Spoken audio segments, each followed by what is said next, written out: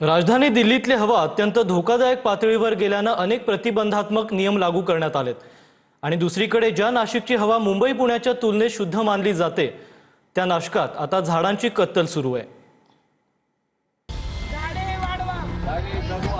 नाशिकची अवस्था दिल्लीसारखी करायची आहे का असा प्रश्न नाशिककर महाराष्ट्र सरकारला करतायत।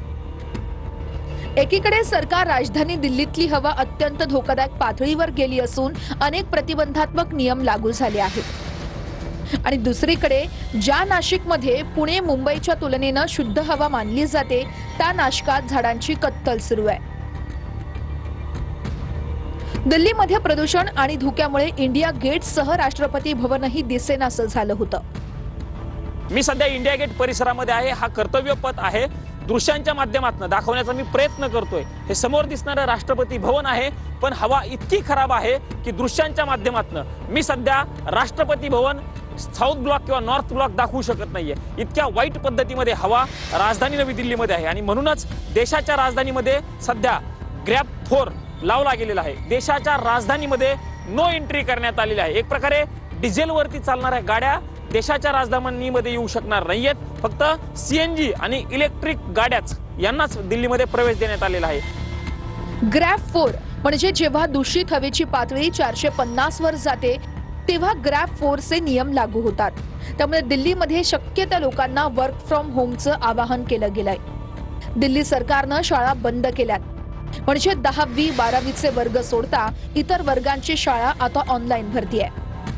अत्यावश्यक सेवा वगळता इतर अवजड डिझेल वाहनांना दिल्लीमध्ये बंदी केली गेली आहे। सर्व बांधकामं थांबवली गेली आहेत। सुप्रीम कोर्टानंही दिल्ली सरकारवर ताशेरे ओढलेत। दुसरीकडे केंद्रीय पर्यावरण मंत्री भूपेंद्र यादव यांनी दिल्लीची हवा सुधारल्याचा दावा संसदेत केलाय।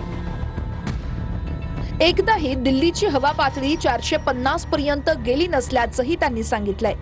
आम आदमी पक्षासह विरोधकांनी यावरून सरकारवर टीका केली आहे। दिल्लीनंतर मुंबईतही हवेच्या प्रदूषणाची पातळी अनेकदा धोकादायक श्रेणीपर्यंत गेली आहे। ब्रेक नंतर आपलं पुन्हा एकदा स्वागत। राज ठाकरेंना सोबत घेणं ही उद्धव ठाकरेंची मोठी चूक असल्याचं आठवले म्हणालेत। ठाकरे बंधूंच्या एकीमुळे महायुतीला नॉन मराठी मतं मिळणार असल्याचं वक्तव्यही केंद्रीय राज्यमंत्री रामदास आठवलेंनी केलंय। सध्या एक गोष्ट चांगली झालेली आमच्यासाठी की माननीय उद्धव ठाकरे आणि राज ठाकरे एकत्र आल्यामुळं आम्हाला मुंबईमध्ये नॉन मराठी मतं मोठ्या प्रमाणात आम्हाला मिळतील।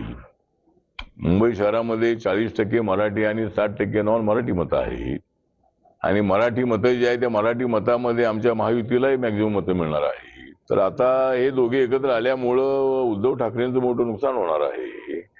त्यामुळं राज ठाकरेंना त्यांनी सोबत घेण्याची चूक करायला नको होती।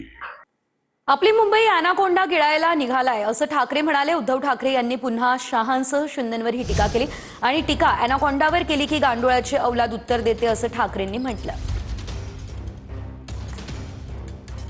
जे म्हणतो मुंबई आमच्या हक्काची, त्या हक्काची मुंबई गिळायला तो अनाकोंडा बसलेला आहे। अरे आता अनाकोंडा म्हटल्यानंतर तुम्हाला पट्टे म्हणून हसताय, बरोबर ना? पण मला एका गोष्टीची गंमत वाटते। मी अनाकोंडा कोणाला म्हणतोय?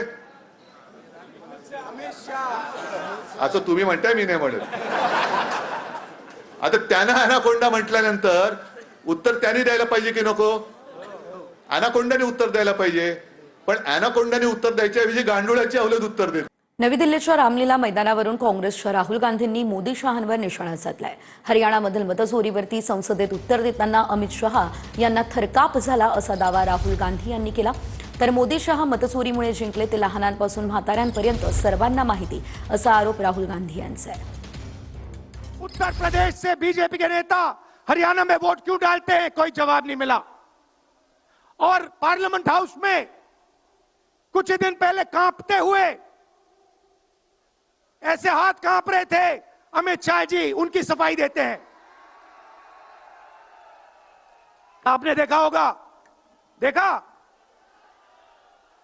मैंने उनको सीधा चैलेंज किया कि आइए पार्लियामेंट में, आपने मेरी प्रेस कॉन्फ्रेंस की बात की, आइए डिबेट करते हैं, देश को दिखाते हैं सच कौन बोल रहा है। तो ये देश की सच्चाई है। ये 6 साल का बच्चा 90 साल का बुजुर्ग ये सब जानते हैं कि नरेंद्र मोदी अमित शाह वोट चोरी करके चुनाव जीते।